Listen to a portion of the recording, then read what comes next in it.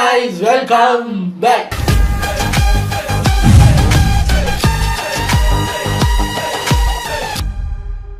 நேத்து ஒரு cinema ticket channel நம்ம பகவந்த் கேசரி ரோஸ்ட் பார்த்துருந்தோமா, அடுத்த நாளும் சினிமா டிக்கெட்ல இருந்து ஒரு வீடியோ வந்திருக்கு. ஆக்சுவலி இப்போ நம்ம இந்த வீடியோ நான் ரியாக்ட் பண்ணிட்டு இருக்கிற டைம் பார்த்தீங்கன்னா 10 மணி. அதாவது இப்போ நான் இங்கேயே உட்காந்துருக்கேன்னா இன்னைக்கு நான் எங்க உட்காந்து கை தட்டி விசில் அடிச்சுக்கிட்டு இருந்திருக்கணும். அடே சரி பண்ணிட்டீங்க இல்லடா, நல்லா பண்ணுங்கடா. இந்நேரம் தியேட்டர்ல உட்காந்து ஊன்னு விசில் அடிச்சு கை தட்டி படம் பார்த்து ஒருத்தருக்கு சென்ட் ஆஃப் கொடுத்துட்டு இருக்க வேண்டிய டைம்ல சினிமா டிக்கெட்ல ஒரு சென்ட் ஆஃப். சரி, நீங்க தான் படத்தை ரிலீஸ் பண்ணி தடுக்கிறீங்க, இப்போ இதை தடுக்க பார்ப்போம். சினிமா டிக்கெட்டுக்கு சென்சர் சர்டிஃபிகேட் குடுறா பார்ப்போம். முடியாது இல்லை. அதனால நீங்க தியேட்டர்ல வந்து சென்ட் ஆஃப் கொடுக்காம ஆக்குனதுக்காக நாங்க வீட்டுல இருந்தே சென்ட் ஆஃப் பண்ண போறோம். ஒரு சின்ன பாட்டி. தளபதி விஜய் ஒரு சகாப்தத்தின் முடிவு, எண்ட் ஆஃப் அன் எரா அப்படின்னு போட்டிருக்காங்க. உள்ள போய் என்ன ஏதுன்னு பார்ப்போம். கண்டிப்பா கடைசியில் ஏதாவது சோக பிஜிஎம் போட்டு பிளாக் அண்ட் ஒயிட்ல என்னத்தையாவது போட்டு நம்மளை உசுப்பேற்றது ஏதாவது பண்ணியிருப்பாரு. வெயிட் பண்ணி பார்க்கலாம். இது ஒரு 13 மினிட்ஸ் வீடியோ இருந்தால டக்குன்னு பார்த்துட்டு நமக்கு எத்தனையோ ஹீரோக்களை கொடுத்துருக்கு. சிலர் ஒரு சகாப்தத்தை ஆண்டாங்க, சிலர் தீப்பொறியா வந்து காணாமலும் போனாங்க. ஆனா ஒரு கட்டத்துல வந்து ஒரு நடிகன் படங்கள்ல நடிச்சுட்டு மட்டும் போகாம நம்ம வாழ்க்கையோட ஒரு அங்கமா மாறினாரு. 33 வருஷமா தளபதி விஜய் வெள்ளித்திரை நாயகனா மட்டும் வந்து போகல. நம்ம குழந்தையா இருக்கும்போது அவரை வியந்து பார்த்தோம், ஸ்டூடெண்ட்ஸா இருக்கும்போது ரசிச்சு பார்த்தோம். பெரிய பெரிய கனவுகளோட வளர்ந்து இன்னைக்கும் அவரை அப்படியே நிமிர்ந்து நம்மள ஒருத்தரா பார்த்துட்டு இருக்கோம். சுருக்கமா சொல்லணும்னா தளபதி படங்களை பார்த்து நம்ம வளரல, தளபதியோடவே தான் வளர்ந்துருக்கோம். இன்னைக்கு ஜனநாயகன் ரிலீஸ் அப்போ இந்த மொமெண்ட் வழக்கமான தளபதி படங்களோட ரிலீஸ். இவர் இப்ப சொன்னாரே ஒரு வார்த்தை, நம்ம தளபதியோடய வளர்ந்துருக்கோம்னு. அதுக்கு ஆப்டான ஆளு நானு, பெர்ஃபெக்டா பொருந்துற ஆளு நானு. அவர் 92ல சினிமாக்கு வந்தாரா, 92க்கு தான் நான் பிறந்தேன். அவரோட சினிமா கரியர் 33, என்னோட வயசு 33. வாய மூடு, தாய்க்கு வேற வேலை கிடையாது. அப்படியே அவர் முதல் படத்துல இருந்து அப்ஸ் டவுன்ஸ் அது இதுன்னு எல்லாம் பார்த்து இப்போ அவரோட ஒரு லாஸ்ட் மூவில வந்து நிக்கிது லைஃப். விட ஒரு வித்தியாசமான ஃபீலிங்கை நம்ம எல்லாருக்குள்ளயுமே கொடுத்துருக்கு. கொண்டாட்டங்கள், தளபதியோட FDFS திருவிழா அப்படிங்கறதெல்லாம் தாண்டி ஒரு பெரிய பயணத்தோட எண்டிங்கா ஒரு ஸ்டாரோட பெரிய டிராவலோட இறுதி தருணத்துல இருக்கிறதாலேயே இப்படி ஒரு ஃபீலிங் இருக்குல்ல. அந்த பயணம் அவ்வளோ ஈஸியா அவருக்கு அமைஞ்சிடல. சத்தியமா நினைச்ச இந்த பிஜிஎம் தான் தூக்கிட்டு வருவேன்.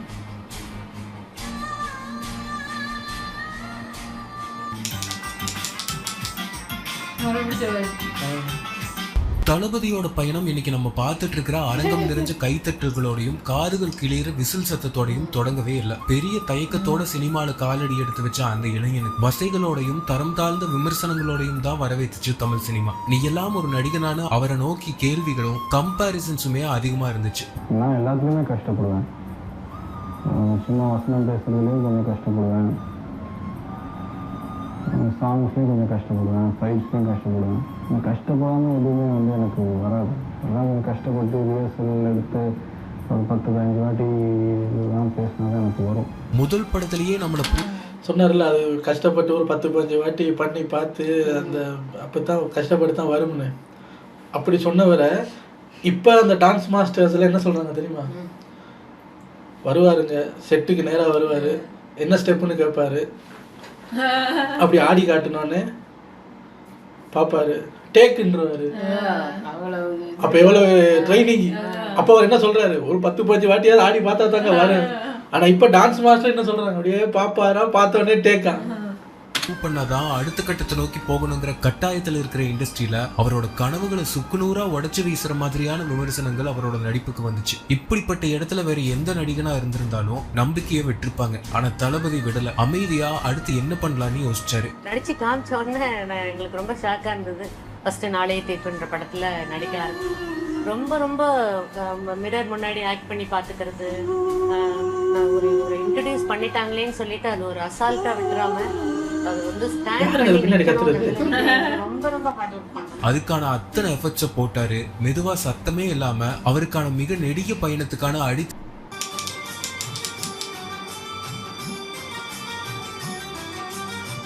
வருஷம் 1996 விஜய் மெதுவா அவரோட வாழ்க்கையே திருப்பி போடுற மாதிரியான கேரக்டர்ஸ் சூஸ் பண்ணி நடிக்க ஆரம்பிச்சாரு. புதுமுகம் அப்படிங்கிற இடத்துல இருந்து தமிழ்நாட்டு குடும்பங்களுக்கு பக்கத்து வீட்டு பையனா மாறினாரு.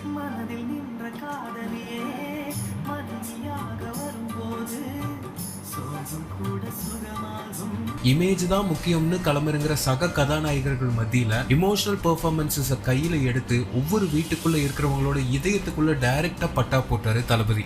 இன்னைக்கு அவருக்கு என்ன திறமை இருக்கோ இதே திறமைகள் அப்பவும் இருந்தது. அவர்கிட்ட எல்லா திறமையும் உள்ளடக்கி ஒரு தலை சிறந்த நடிகராக இருந்தார்.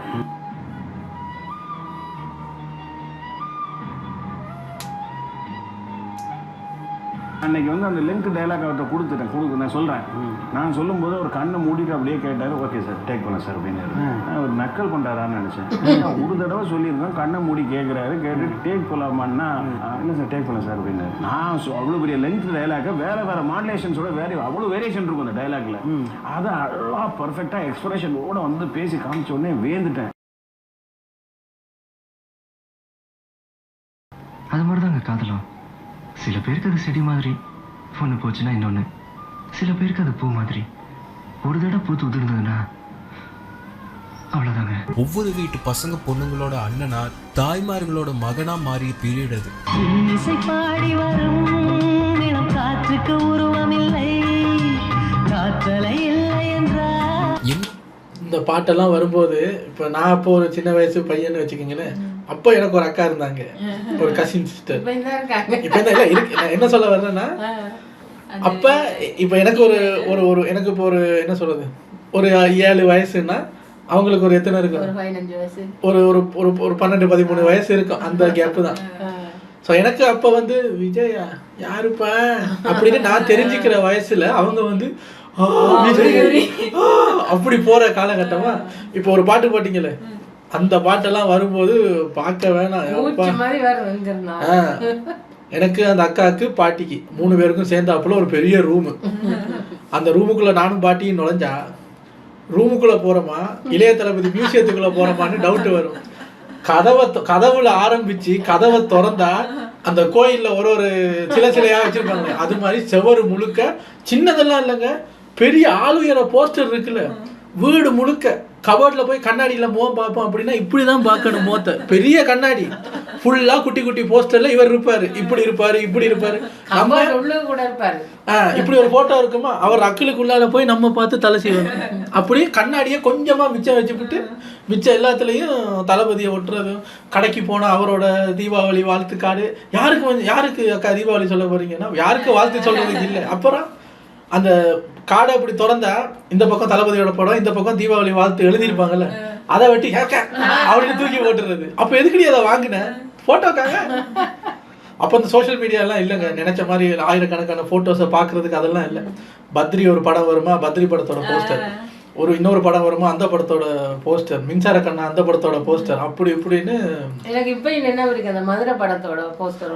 மதுரையில் அந்த ஒரு பனியனை போட்டுக்கிட்டு காலில் ஒரு இதை கட்டிக்கிட்டு இப்படி இருப்பார்ல, அதுல அப்படி சைட்ல ஒரு நட்சத்திரம் மாதிரி சூரியன் மாதிரி ஒரு பச்சை பத்தி இருப்பாரு, அப்படி இப்படி ஒரு வால்ல அப்படி சாஞ்சிட்டு இருக்கிற மாதிரி பெரிய போஸ்டருங்க. எவ்வளவு காசு கொடுத்தாப்போ அதெல்லாம் வாங்குவாங்கன்னு தெரியாது. சரி இவ்வளவுதான் போஸ்டர் இருக்கே, கொஞ்சம் அந்த கபோர்டோட அந்த லாட்சியை திறந்து பார்ப்போம்னு அப்படி அதை அப்படி திறந்தா அதுக்குள்ள குட்டி குட்டி பாக்கெட் கேலண்டர் வரும்ல, அதெல்லாம் அவர் தான். அப்பா விஜய் மியூசியத்துக்குள்ள வாழ்ந்த குரூப்புங்க. படம்னு பாக்குறதுக்கு முன்னால அது விஜய் படம் தானே, வாங்க குடும்பத்தோட போலாம்ங்கிற நம்பிக்கையை விதைச்சு இண்டஸ்ட்ரிக்குள்ள வந்த 5 வருஷத்துல எல்லாரோடையும் கனெக்ட் ஆனாரு தளபதி.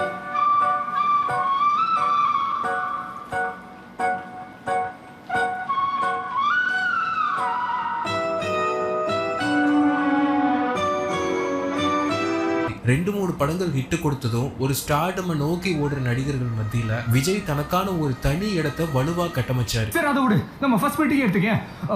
பாபு சாந்தி கொடுத்த லெட்டர் நான் உங்ககிட்ட கொடுத்தப்போ நீ என்ன பண்ண, அதை நான் தான் உங்ககிட்ட கொடுத்ததை நினைச்சுக்கிட்டு ஐயோ அம்மா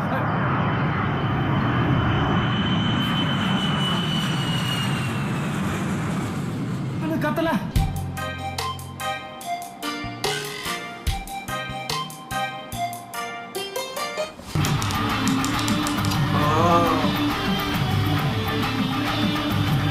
பக்கத்து வீட்டு பையனா இருந்த விஜய் தளபதி விஜயா மாறின பீரியட் இது. வார்த்தை முக்கியம் இல்லடி, வாட்டா இளைய தளபதி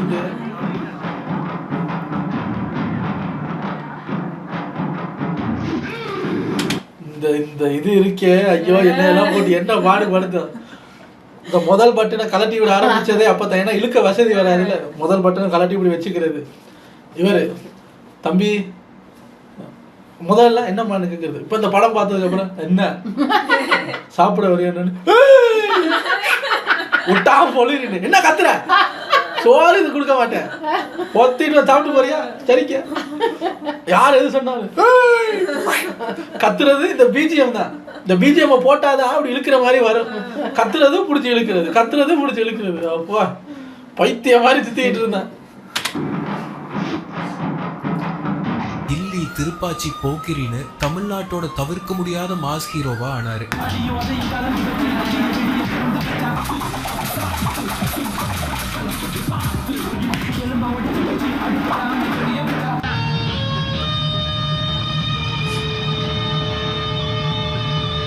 தமிழ்நாட்டு மக்கள் எப்படி ஒவ்வொருத்தரும் சொந்தம் கொண்டாட ஆரம்பிச்சாங்களோ, கேரளாவோட செல்ல பிள்ளையாவும் தளபதியான தருணம் இது. വിജയണ്ണ പറഞ്ഞാൽ ഞങ്ങൾക്ക് ജസ്റ്റ് ഒരു സ്റ്റാർ, വീട്ടിലൊരു അംഗത്തെ പോലെയാണ് നമ്മൾ കണ്ടിരിക്കുന്നത്. விஜயோட பாடி லாங்குவேஜ் மாறிச்சு, டைலாக் டெலிவர் பண்ற ஸ்டைல் மாறிச்சு, தளபதியோட ஸ்கிரீன் பிரசன்ஸே கமாண்டிங்கா ஃபயரா மாறிச்சு.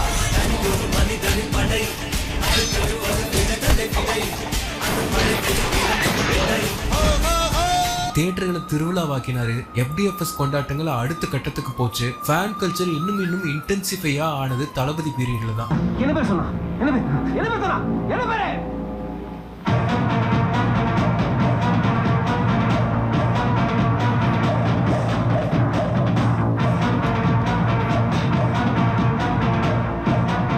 கிரி.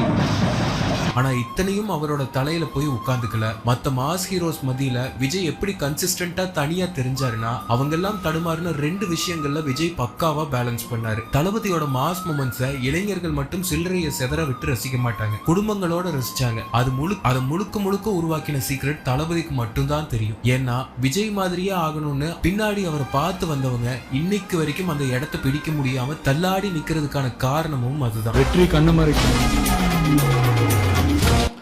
எத்தனை பேர் வந்தாங்க தெரியுமா? புரட்சி தளபதி, சின்ன தளபதி முதற்கொண்டு வந்தாங்க. ஒரு பதியாவும் ஆக முடியாது. குட்டி தளபதி, சின்ன பகவதி, அந்த பகவதி, இந்த பகவதி, புரட்சி தளபதி, எல்லா தளபதியும் வந்து பார்த்தாங்களே, முடியலையே. தோல்விதான் கத்துக் கொடுக்கும். நாம எப்பவுமே ஜெயிக்கிறதுக்காக விளையாடணும், அடுத்தவனை தோக்கடிக்கிறதுக்காக விளையாடக்கூடாது. பீக் ஸ்டார்டம் இருக்கும் போதும் தளபதி ரசிகர்களை விட்டு தூரமா போகல, ரசிகர்களோட நெருக்கமாவே தான் இருந்தாரு.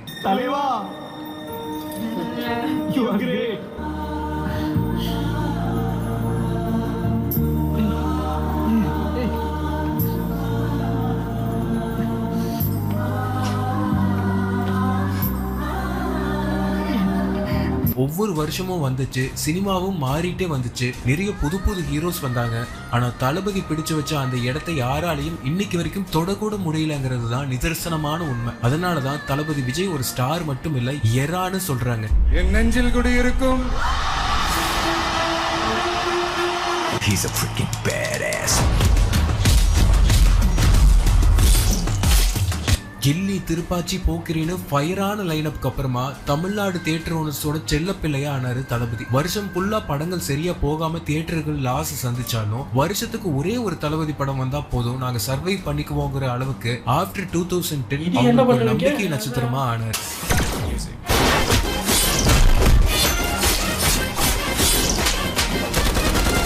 தொடர்ந்து அடுத்தடுத்து தளபதி நடிப்புல வந்த படங்கள் குடும்பமா தமிழ்நாட்டை தியேட்டரை நோக்கி படையெடுக்க வச்சது. அவர் சிரிக்கும் போது நம்மளும் சிரிச்சோம், தளபதி கலங்கும் போது நம்மளையும் கலங்க வச்சாரு. எந்தவித எக்ஸாகரேட்டடான ஹீரோயிசமோ அன்வான்ட் டைலாக்ஸும் இல்லாம மினிமலா பவர்ஃபுல்லா ஸ்கிரீன்ஸை ஃபயர் ஆக்கினாரு.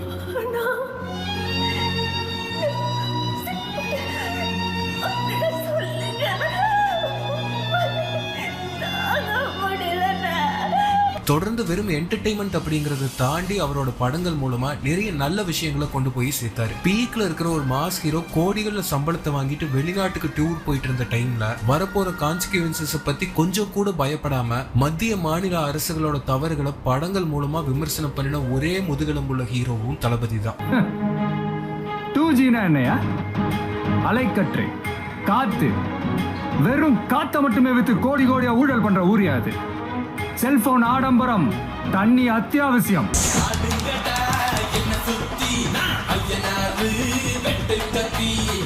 விஜயோட பயணத்தை பத்தி பேசிட்டு இருக்கும்போது அவரோட டான்ஸை பத்தி பேசாம விட்டா இந்த வீடியோவே தப்பாயிடும்ல. இந்தியாவோட மிக முக்கியமான பெஸ்ட் டான்சர்ஸ்ல விஜயும் ஒருத்தர். விஜய் அனல் பறக்க ஆடும்போது அவர் முகத்துல துளி ஸ்ட்ரெயினும் தெரியாது. விஜயை விட ஃபாஸ்டா ஆடக்கூடிய டான்சர்ஸ் இந்தியால இருக்காங்க. ஆனா தளபதி கிட்ட இருக்கிற அந்த கிரேஸ், அவர் கொடுக்குற அந்த எக்ஸ்பிரஷன்ஸ், எனக்கு தெரிஞ்சு இந்தியால அதை பண்ண வேற யாருமே இல்லை.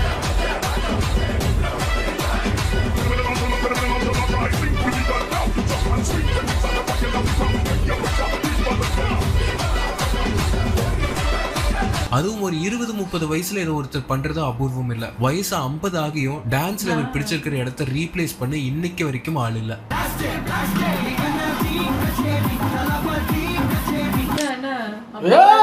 இந்த பாட்டை காட்டி வெறுப்பேத்துறீங்களா? இந்நேரம் அந்த பாட்டு முடிஞ்சு 20 நிமிஷம் ஆயிருக்குங்க. போயிருந்தேன்னா நேத்து தியேட்டருக்காரன் மெசேஜ் வைக்கிறான், இந்தாடா அவன் காசு அப்படின்னு. யாரை கேட்டு ரிஃபண்ட் பண்ணுனேன், படத்தை கூடுறான்னா தெரியாது, எப்போ வரும்னு தெரியாது. இந்தா நீ கொடுத்த காசை நீயே வச்சுக்கிறது போது கொடுத்த காசை தரும்போது கவலைப்பட்ட இடம்னு அதான் சார். ஒருத்தன் கொடுத்த காசை தரும்போது அப்பா குடுறா சாமின்னு வாங்கிருப்பான். முறை கொடுத்த காசை வாங்கும் போது எரிச்சல் வந்தது நேத்து தான். என்னடா பண்றீங்க? என்ன இந்நேரமெல்லாம் பாருங்களேன், குதிச்சுக்கிட்டு ஜாலியா காலையில எந்திரிச்சு குளிச்சுட்டு குடுகுடுன்னு ஓடி போய் உட்காந்து ஜிலுக்கு ஜிலுக்கு ஜிலுக்குன்னு ஆடிட்டு வந்திருக்கலாம். சாரி வராமலா போப்பது வரட்டும்.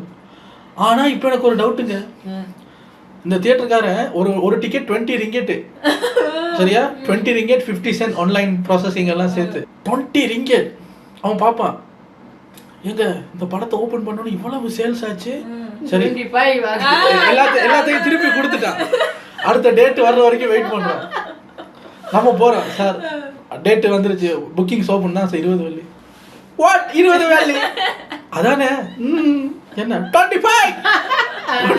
ஆமா அவங்க கண்டுபிடிச்சிட்டாங்க. அவன் அவசரப்பட்டு ரிஃபண்ட் பண்ணதுக்கு பின்னாடி தான் கண்டுபிடிச்சான். தளபதியை பாக்குறதுக்கு இவ்வளவு பேர் வர்றீங்கள, அங்க 25. ஏன்டா 25? ஏய் 26. ஏன் 27? பேச பேச ஏத்துவேன். ஐயோ ஏத்தாது செஞ்சாலும் செய்வாங்க, நம்ப முடியாதுங்க. ஏன்னா அவங்க அந்த 20 ரிங்கெட்டுக்கு ஹவுஸ் ஃபுல் ஆகி டிக்கெட்டு பேய் மாதிரி சேல்ஸ் ஆகிறத பார்த்துட்டாங்க. பார்த்து அவங்களே இன்ஸ்டாகிராம்லாம் போடுறாங்க, தளபதி பேக் அது இதுன்னு மலேசியாவில். இப்போ பார்த்தா எனக்கு டவுட், நேத்துல இருந்து எனக்கு அந்த பயம் முடிச்சிருச்சு. ஆமா இவங்க தட்டிறீங்க அப்படின்னாலும் வாங்க வாங்கல, நம்மளையும் வாங்க வைப்பானுங்களே. ஐயோ சொன்னா புரியாது, சொல்லுக்குள்ள அடங்காது, நீங்கள் நான் என்ன வச்ச பாசம். விசிபிலிட்டிக்காக எதையும் செய்யற இந்த எரால விஜய் இன்டர்வியூஸ் கொடுக்கறது கூட அபூர்வம் தான். அவரோட அப்பியரன்சஸ் பப்ளிக்ல கம்மியா இருந்தாலும் உலகம் அவரை பத்தி தான் கான்ஸ்டன்டா பேசுச்சு. தமிழ் மீடியா மட்டும் இல்ல, நேஷனல் மீடியா வரைக்கும்.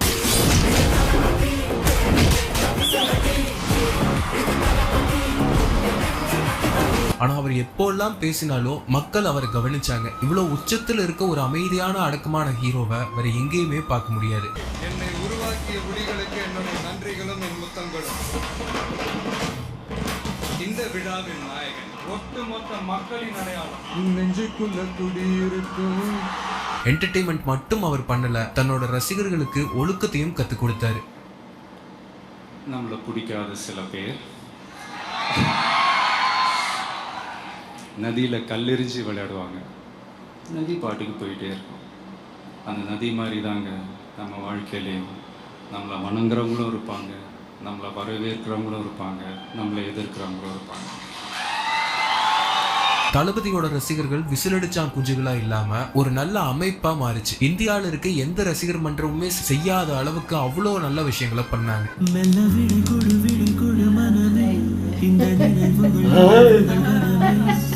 69 படங்கள், 33 வருஷம், இந்திய சினிமா அவரை உச்சத்துல வச்சு கொண்டாடிட்டு இருக்கு. தளபதியை ரசிச்ச யாருமே அவர் ஒரு ஹீரோவா பார்க்கல. அண்ணனா, தம்பியா, மகனா, ஒவ்வொரு வீட்டோட அங்கமா மாறி அவர் கொண்டாடப்பட்டு இருக்கிற இந்த வேலையில தளபதியோட இடத்துல வேற எந்த ஹீரோ இருந்திருந்தாலும் இவர் செஞ்ச இந்த தியாகத்தை அடிச்சு சொல்ற யாருமே செஞ்சிருக்க மாட்டாங்க. சினிமால இவர் விட்டுட்டு போற இந்த இடத்தை யாராலையும் நிரப்பவும் முடியாது. இவர் 33 வருஷமா நம்மள மகிழ்விச்ச மாதிரி இனி யாராலையும் பண்ணவும் முடியாது. ஒரே தளபதி தான், ஒரே விஜய் தான். தளபதி படத்துக்கு கூட்டிட்டு போகணும்னு என் வீட்டுல இருந்து பிள்ளைய கேட்டா நான் என்ன பதில் நான் சொல்றது? அடிவேர் தந்த வேர்வைக்கு நீ என்ன ட்ரை பண்ணாலும் ஆட மாட்டேன். என் லைஃப்ல ஒரு பெரிய ஒரு பார்ட் போற மாதிரி. நீ இல்லையே. ரொம்பவே கஷ்டமாவே இருக்குது மனசு. இந்த கல்ச்சரே அவ்வளவுதான், இதோட முடிஞ்சிச்சு, வேற எதுவுமே சொல்லல. யாரோ யாரோ நீ யாரோ இன்பம் தந்த கண்ணீரோ. இந்த படம் வந்தோடனே புக்கிங்ஸ் எல்லாம் சும்மா பரபரன்னு ஓப்பன் ஆகுறது, இந்த FTFS போய் ஆடுறது, கலாபூலா ஆடுறதெல்லாம் வந்து விஜய்க்கு அடுத்தது வெகு சில ஆக்டர்ஸுக்கு மட்டும்தான் இருக்கு. Very few. நீங்கள் இப்படி ஒரு 3 விரல வச்சு எண்ணிடலாம். 3 பேர் தான் இருப்பாங்க போல இருக்கு. இப்போ அதில் மெயின் இது போயிட்டாருன்னா தியேட்டர் ஓனர்ஸுக்கு கொஞ்சம் அவரும் படம் பண்றாரு. ஆனா அவரும் கொஞ்சம் அவர் எப்ப அடுத்தது ரிட்டையர் அப்படின்னு எப்ப சொல்லுவாருன்னு பக்கு பக்குன்னு இருக்கு. அச்சோ, ஏன்னா ஒருத்தர் போனதுக்கே தொட்டாலே பட்டாசான்னு கிளம்பிட்டாங்க. இப்ப அவரும் போயிட்டாருன்னு வச்சுக்கோங்க.